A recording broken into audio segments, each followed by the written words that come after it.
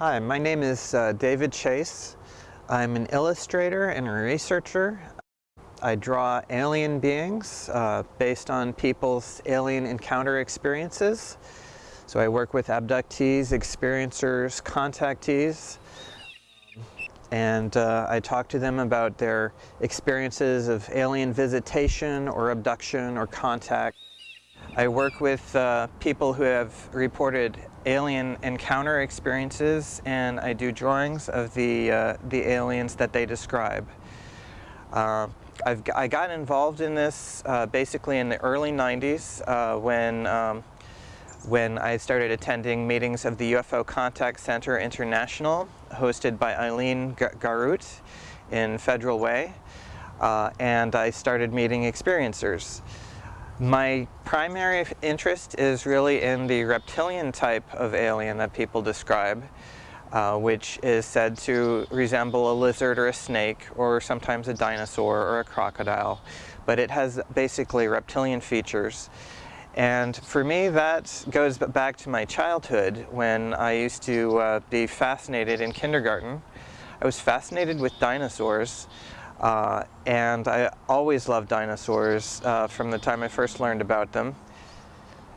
And then basically first grade, second grade, I started going out into the woods with friends and catching lizards, looking for snakes and catching garter snakes and gopher snakes. And I've always been fascinated with reptiles. So basically, the reptilian alien was, if I'm going to study aliens, reptilian type is a natural fit for where I come from. The reptilian aliens, that they have a history that basically goes back to the late 80s. That's when researchers started really classifying the different aliens the way we do now. Before the 80s, it was basically just a hodgepodge of different types of humanoid beings that people were reporting. There was the ones from the Barney and Betty Hill case, which were humanoid, had kind of teardrop-shaped eyes that were slanted and wrapped around the side of the head. There was the ones Travis Walton saw, which he described as humanoid, kind of fetus-like in appearance, with very large eyes, almost 5 feet tall. Then there were other kind of anomalous types, but it wasn't really until the late 80s, after Bud Hopkins' books Missing Time and Intruders came out, and Whitley Strieber's Communion, that people started talking about what we now call the Greys. I haven't really been able to find the term Greys in print prior to about 1990, although I know the term was in use during the late 80s, say 88, 89. The Reptilians, that research I think began with Carla Turner and Barbara Bartolek in the late 80s, and then John Carpenter in the late 80s and early 90s. Those were all researchers and regressionists who did investigation into different types of alien beings. But it was basically, for me, 1987, when Communion came out, was kind of a big opening for me, and for a lot of people in the UFO field. A lot of experiencers saw the cover of that book and they realized, hey, this face is familiar, or they had an immediate emotional response to it. And for me, I was already interested in the UFO phenomenon from the point of view of the Betty Hill case. So when I saw Communion, I thought, well, this is like a Zeta Reticulan wannabe. In the Betty and Barney Hill case, they identified the aliens as being likely from the Zeta Reticuli star system, based on the star map work of Marjorie Fish. And so I assumed, well, maybe this is just someone trying to create a false alien experience that looks somewhat like the Betty Hill case. But I was open-minded. I wanted to see what Whitley Strieber had to say. So I read the book, and he struck me as honest and as reporting his experience. And I realized, well, there may be more variation to this alien encounter thing than I might have initially expected. Because when I did first get involved in this, I assumed there would be just maybe a few types of aliens visiting. And I can give you a rundown of the different types. You know, people talk about greys, people talk about reptilians, people talk about Nordics or human-looking beings, people talk about insect-like or praying mantis types. And those types weren't really known in that way until the early 90s. If you consider the different types of aliens, the greys are actually several different types. Some of them are more fetus-like, more human-like. Some are more, people think of them as biological robots or programmed life forms or synthetic biological units, that they are designed for a specific function. They have different variations in terms of heights. You have typically the small gray workers are often 3.5 feet tall. Taller greys tend to be 4 feet to 5 feet. Occasionally people describe greys that are even taller than that. And then there's also differences in the number of fingers. The most common type would be a hand with 3 fingers and a thumb. Sometimes people describe what looks like 4 fingers without any visible thumb, although when you ask about the details of that, people will say that the fingers bend unlike human fingers, so that even though it looks like they don't have a thumb, they can still use the hands for grasping. The greys are many different types, and so when we talk about greys as a category, that's really just kind of a way to pigeonhole.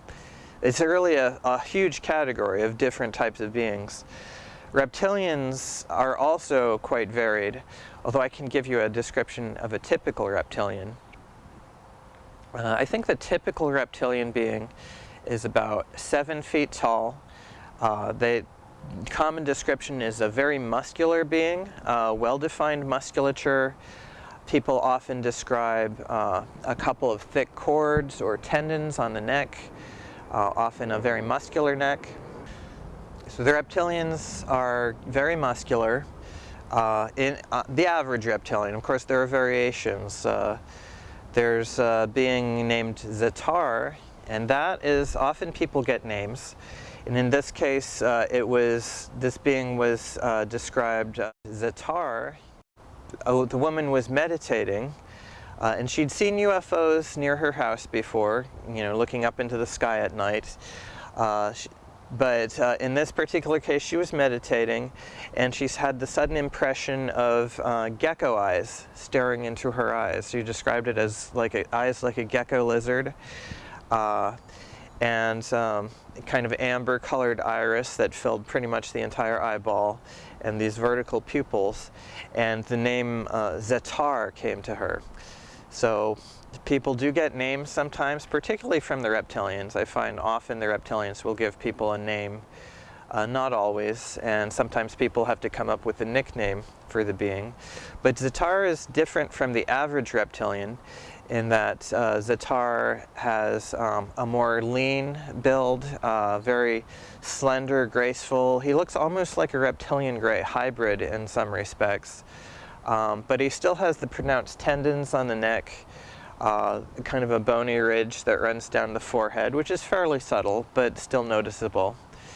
So that is an example of a more leanly built reptilian. But in the majority of cases I get where people talk about reptilians, they're just talking about a really big, massive being, about 7 feet tall on average, even taller, up to close to 8 feet. Sometimes a bit shorter, closer down to 6 feet, but generally very muscular. The hand is typically 3 fingers and a thumb, sometimes 4 fingers and a thumb like a human hand. Often they have talons or claws, sometimes webbing between the fingers. Typically the webbing will only go out to the first knuckle, so it's not like the whole hand is completely webbed, but there is some webbing noticeable between the fingers. The webbing often doesn't have scales noticeable on it, like the rest of the skin is covered with scales. You wonder if their ancestry is aquatic or semi-aquatic, like obviously they would be good swimmers with the webbed hands. So some have wondered if the reptilians are actually amphibians. Well, in most cases they do have scales, so they're certainly not amphibians like creatures on Earth. There are some reports of reptilians that have a smooth skin without scales or just with patchy scales, but they still have that general reptilian or lizard-like appearance, and so we still call them a reptilian. In the cases of the ones with the more amphibian-type skin, people have even described a moist-looking skin, as if there is a skin secretion of some kind, like an amphibian. Those types are less common, though. Most of them have the dry skin with scales, and they can be really beautiful. The scale patterns, the color variation, the texture. Often the scales are described as smooth. Typically, you know, they're described as kind of lizard-like. Sometimes they overlap at the edges like snake scales, and I've asked people for details on the scales. I always ask lots of questions to bring out as much detail as possible about what the beings look like. Sometimes I repeat the same question or rephrase it in order to test the person's memory. Not that I would question their memory. My goal is not to prove the reality of the experience, but just to document the variations and the details of it.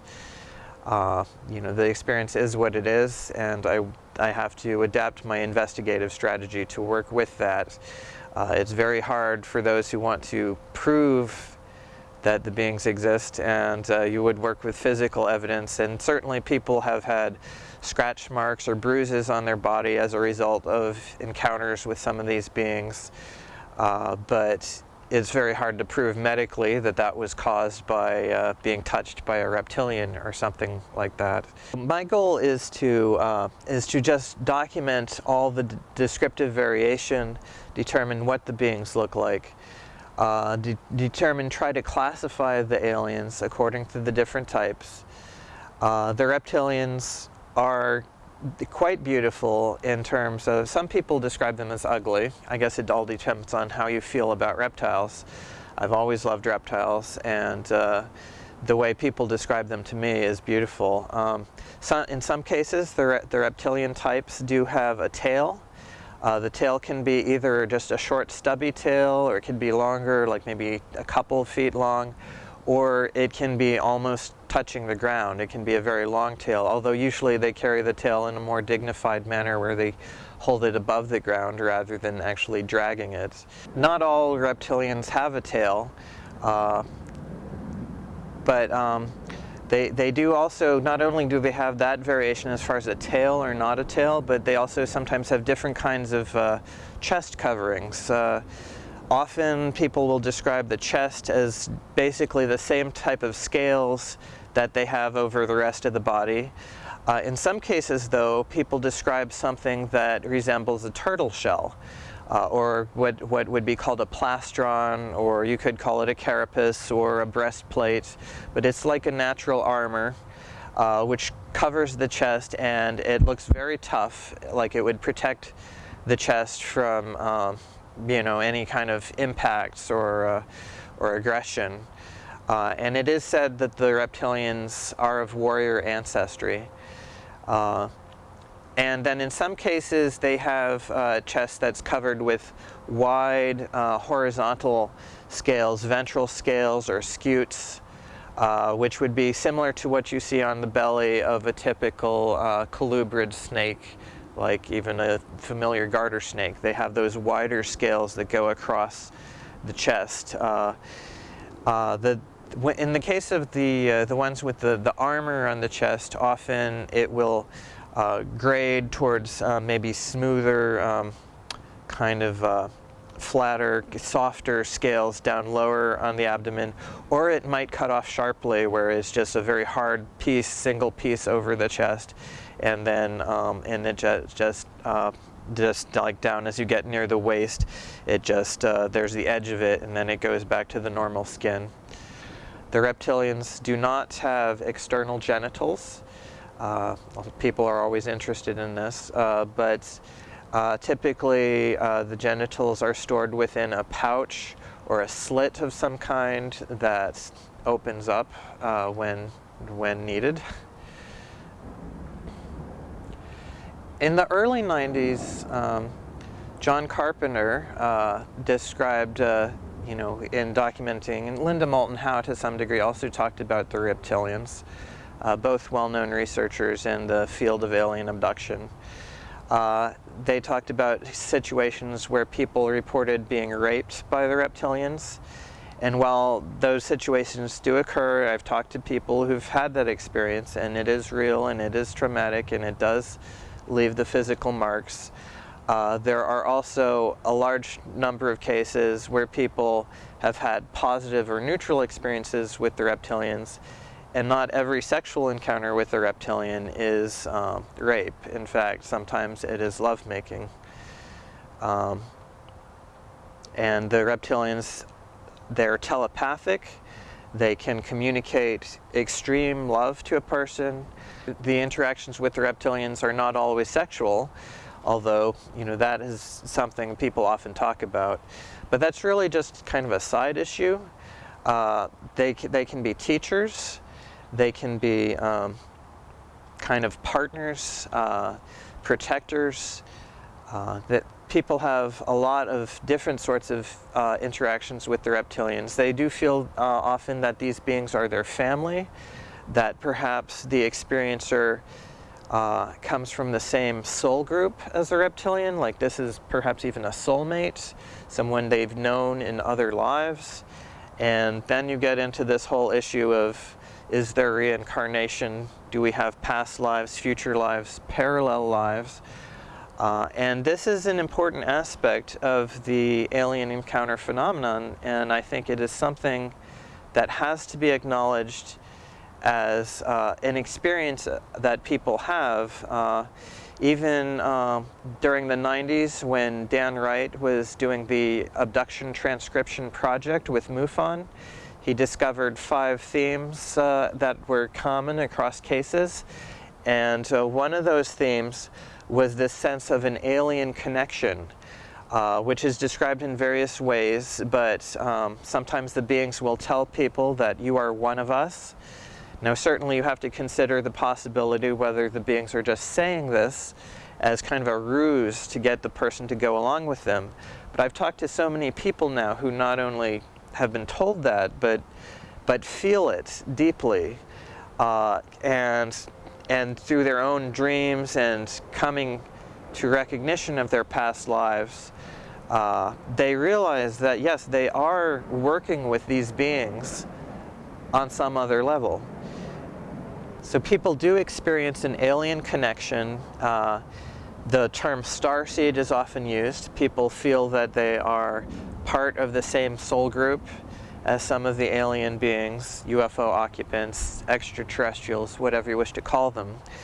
And then that raises the question of where do they actually come from? What should we call them? But Hopkins tended to call them UFO occupants. He goes back to the history of the UFO phenomenon. People used to say, yes, there are UFOs in the skies, but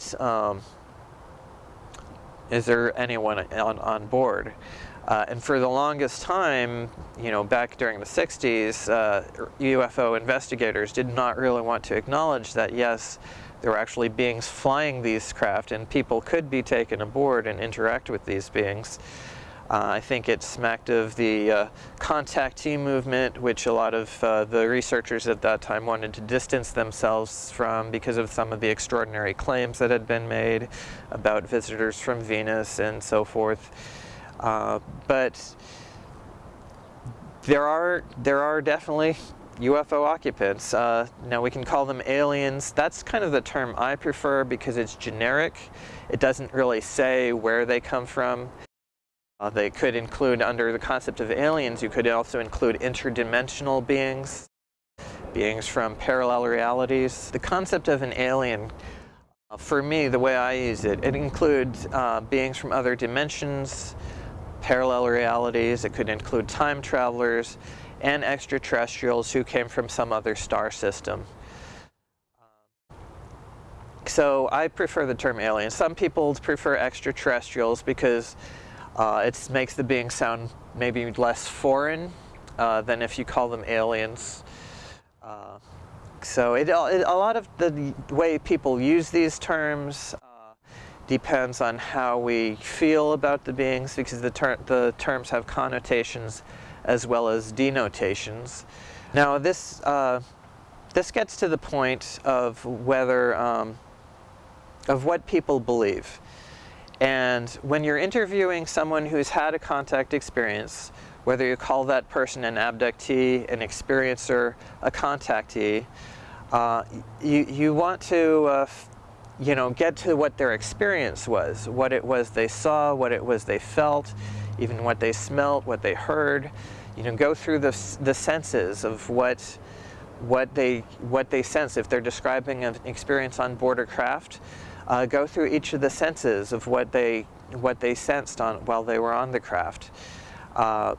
But you want to avoid them giving a long dialogue on what they believe. And if they do start talking about what they believe, you can gently pull them back to what it was they experienced. Or you can ask them, how did you form this belief? Is this something that you got through your experience? And you might bring out more information that way. But I believe the way to learn about this phenomenon is to talk to a large number of experiencers, to give each one the benefit of the doubt as far as assume that they're honest, assume that they're telling you what they believe, and perhaps some of them are not being honest. Perhaps some of them are experiencing delusions. I believe that the best way to learn about it is to give everyone the benefit of the doubt, and over time, obviously spend more time with the experiencers that you feel are credible, and work to get the details of their experiences.